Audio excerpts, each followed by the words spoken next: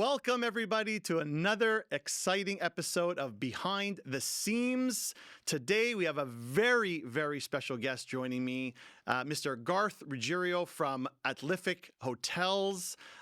He is the Corporate Director of Procurement and pretty much everything else that you need to do in terms of an amazing Canadian management company in the field. So welcome, Garth. Welcome to the podcast. How you doing today? I'm wonderful, and thanks for inviting me to take part in this. I'm honored. Absolutely. I really appreciate you coming on. We have some really exciting topics to cover today. So I want to dive in. But first, I love a short intro on your experience. I know we have a long-standing relationship and working together for many, many years. Would love to give the guests a little insight into who Garth is, how you ended up at Atlific, industry, perspective, and just a little intro if you can. Absolutely. As you alluded to, long-standing history between our two companies, going way back, 30 plus years. I'm going to say. Yeah. Um, Yeah. it's funny when you go to school to study what you want to study, and you take a part-time job through summer. And you never really get out of that, and you fall into this business called hospitality. It's tough to get out, It definitely and drags you in, doesn't it? Yeah. it kind of drags you in. And this is where Yeah. we are today, 30 plus years later, working for the one and only Atlific Hotels, which is primarily a family-owned business held by a U.S. entity called the Walsh family. Okay. Typically, we build, own, and operate hotels throughout the country, the U.S. side and Canada. We handle the Canadian side out of Atlific, which is, everybody confuses it with Aflac, but it's Atlific through Okay. Atlantic to Pacific. Hospitality coast to coast is our kind of our mantra and motto. Okay. So I kind of fell into this, as I alluded to, through a part-time job and just never got out of it. And gradually over time, we've morphed into, thanks to COVID, from just procurement to a construction design aspect to a food and beverage aspect, and we've just kind of taken on everything from an operational standpoint at the corporate level from that point on. So here we Nice. are in 2025, coming to the end of it, and trying to read our crystal ball what 2026 will bring. So That's it. that's it in That's a it. nutshell. You know what, Garth? That's a great segue into the next conversation, but I really appreciate the intro. I know that, listen, as much as it was sort of a part-time job, I'm sure, and I know the hospitality industry is happy to have you on board. Definitely such a leader in the space. So that's great intro there. And a perfect, like I said, segue into the next conversation, next topic. Would love to get your perspective on what is exciting or what have we seen in 2025 that was exciting, but that's also allowing us to look ahead to what to expect in 2026. Ooh, great question. The easy answer is it's anything you can get at a dollar discount store is technology, technology, technology. Okay. The individual customer is just wanting to be tech enabled, as much as the human race is a society based individuals. Nobody really wants to have FaceTime with anybody. Everybody just wants to get their thing, get in, get out, do their own thing, have as little interaction as they can. It kind of sucks from a hospitality standpoint, but that's what the guest is expecting. I don't want to have to deal with 6 people before I get to my room. I want check in from the back of my taxi or my Uber. I want to get to the hotel, go. I don't want to go to the front desk. I want to go in and wave my phone to the door and it opens. The lights go on, the curtains draw, the TV's on already, welcoming me to my room. They know who I am, and that's technology, technology, technology. That's all we're looking at for 2025. 2026 is the same thing. They will expand and kind of adapt an AI attitude towards it. Okay. How Okay. that's going to affect it, I really don't know whether it's good or bad, but that's where I think we are from a technology standpoint. So Okay. Interesting. that's it in a Interesting. nutshell from a tech standpoint. But AI is going to be a game changer on all Yeah. levels. I just don't know whether it's good or bad. So that's a really interesting perspective. So at the end of the day, AI helping and elevating the guest experience being obviously a crucial element of it, as you mentioned. Are we seeing it more in the rooms as well as front desk and operationally, checking in, like you said, or is it, common common sectors of the hotel, or is it I'm actually gonna in the private room? say we're gonna probably look at it more of a front desk application. Okay. And I say that for the fact that, in these days post-COVID, excuse me, um, good help is hard to find. Hmm. That people Yep. are committed to doing what they want to do. I mean, let's face it, the hours in a hospitality industry suck sometimes, and it's from shift to shift. Yeah. And if you're stuck on I'll say a graveyard overnight shift with a night auditing or front desk, you are kind of jack of all trades at that point.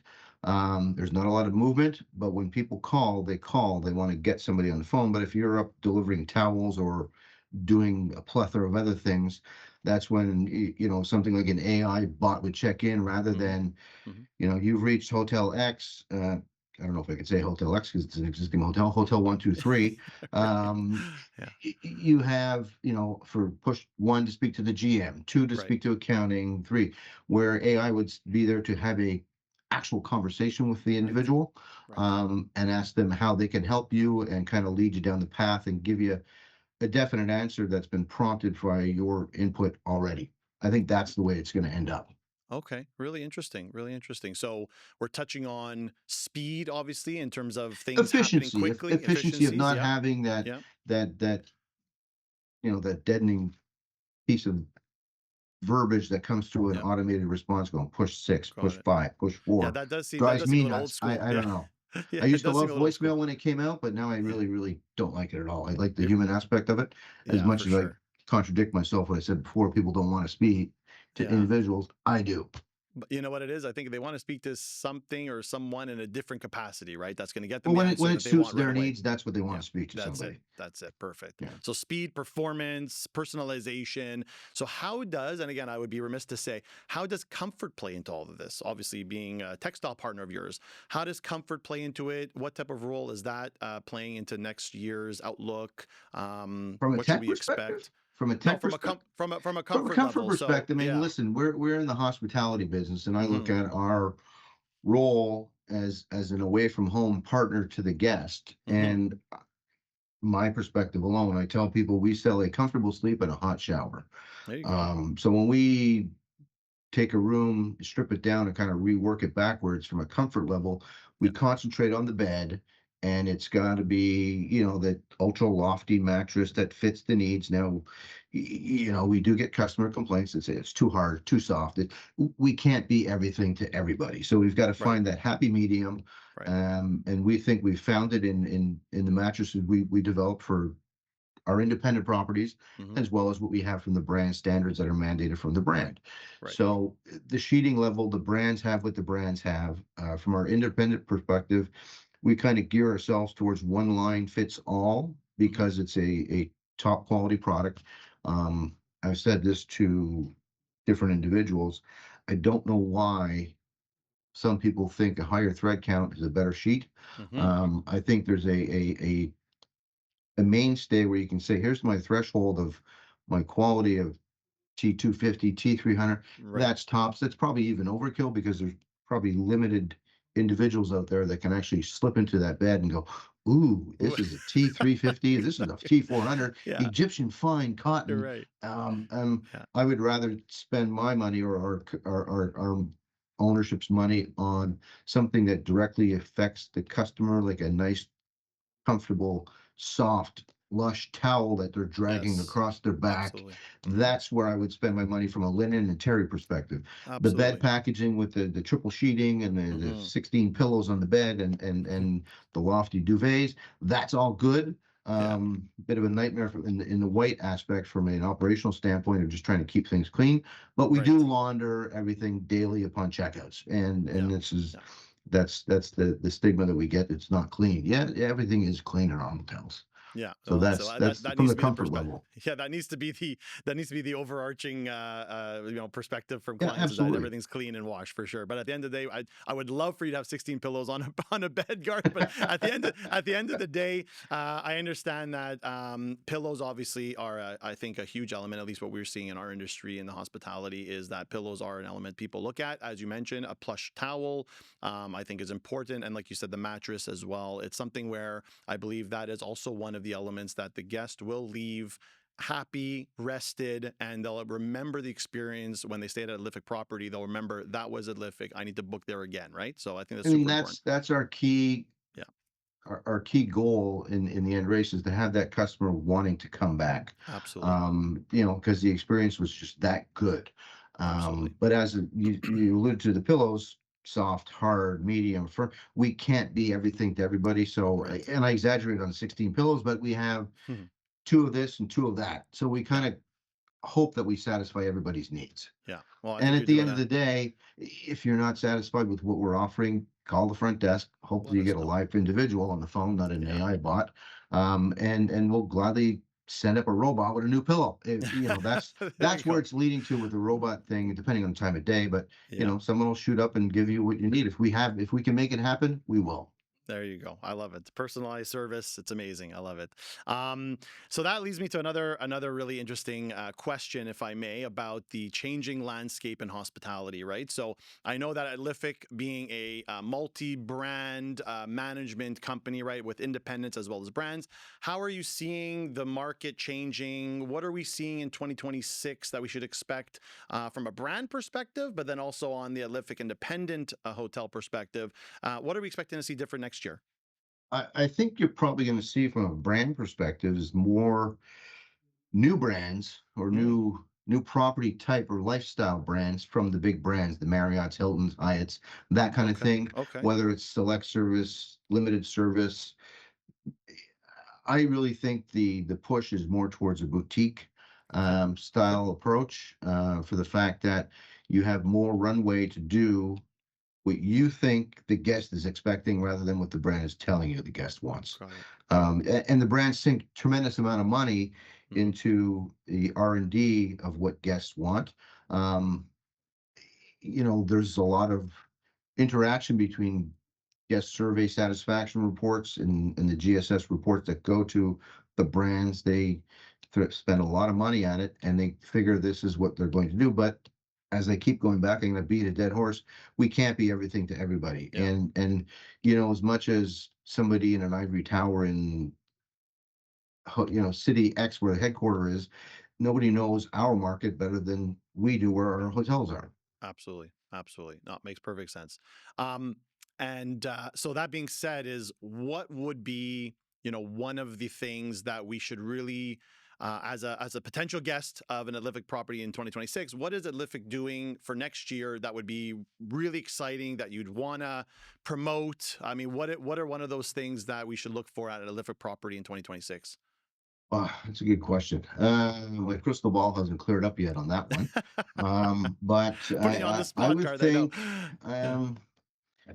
just trying to further the experience for the guest. I mean, listen, we we, Okay. we feel we're pretty proud of the job we do right now.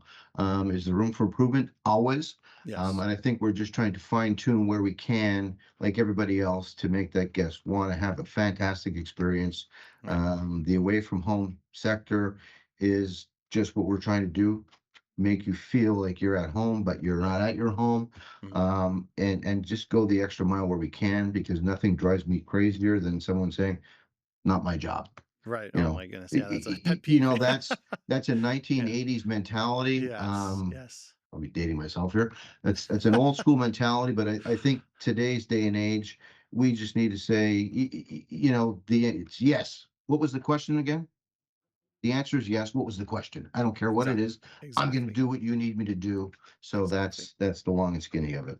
Okay. Nice. I like it. So basically, what I'm hearing is 16 pillows at a Atlific property next year. Is If you that wanted no? 16 pillows, I'll Yeah. go one more. I'll give you 17 just in case I'm not 17. There enough. you go. I'm gonna.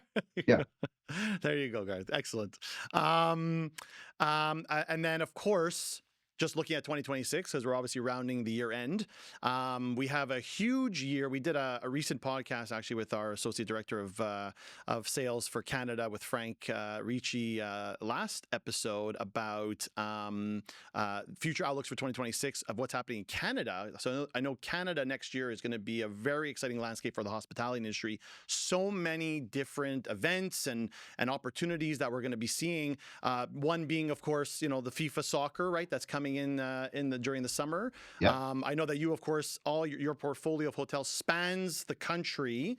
How are you planning for not only the soccer tournament but other major events into next year? How are you planning for that, and what should we expect if we decide to book at an Atlific property? Again, we are readying our hotels that are in the host cities to, with some renovations, obviously, to get things freshed up and back online, and to where they need to be to Yeah, utterly provide that guest experience from yeah, afar, making them want to come back again. yeah, Because it's not just the teams from a host hotel perspective, it's the traveling circus that comes with all that FIFA absolutely. stuff. Hmm. Hmm. And again, nobody knows until today who's going where, who's playing where. So that'll be again a deciding factor of what we do and where we do it. But from Yeah. a ordinary Joe off the street, I think we're just going to keep trying to do what we do and expand Hmm. on what we can.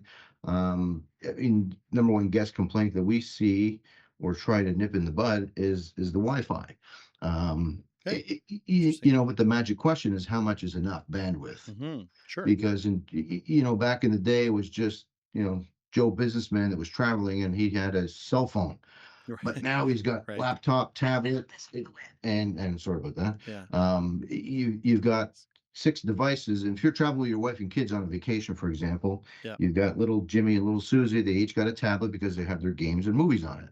That sucks bandwidth. Then Yeah. you've got your wife with her cell phone and her laptop or tablet sucking bandwidth, and Joe businessman dad is got his laptop and his cell phone and his watch, and they're all doing the same thing. Now, if you're in a hotel with 600 rooms, extrapolate that by 600 Oh times. my God. How much is Crazy. enough? And Yeah. that's Yeah. the Yeah. big question for anything we're providing in a hotel from a service standpoint. How much is enough? You've got to That's put a limit always on the question. something. Yeah. Yeah. And I keep going back to this, but we need to, I don't want to say draw the line, but at some point, guest expectations need to be within reason.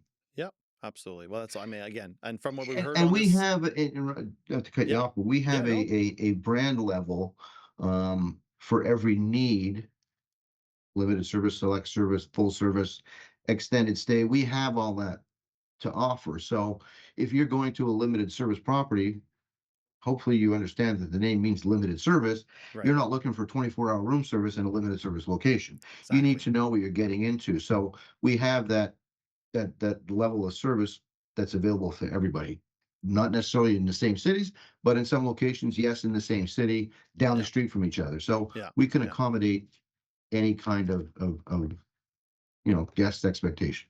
Yeah, and I think that's exactly it. The best way to round out the conversation is at Atlific. Again, you have so many different brands, so many different hotels under your portfolio. It's such an impressive portfolio. We are, I know, as George Courey, proud to be partners with yourself and at Atlific, and we know that you definitely, on a daily basis, your staff, everybody, of course, having stayed at another property myself, I know you go above and beyond. I know the industry appreciates it. We appreciate it. We appreciate your partnership and support. And I really appreciate the conversation, Garth. Thank you so much for joining us. Well, I appreciate the opportunity. It was wonderful. I was a virgin podcaster here, so I'm There good. you go. You're a pro. You're a pro. All right, Garth. Thanks so much. All That's right. Garth Ruggiero. Thanks so much, and we'll be seeing you around. All right, sir. Have a good Take care. Thank best of you. the Bye season bye. to you guys. Thank you. You as well. Bye bye. Take care. Bye.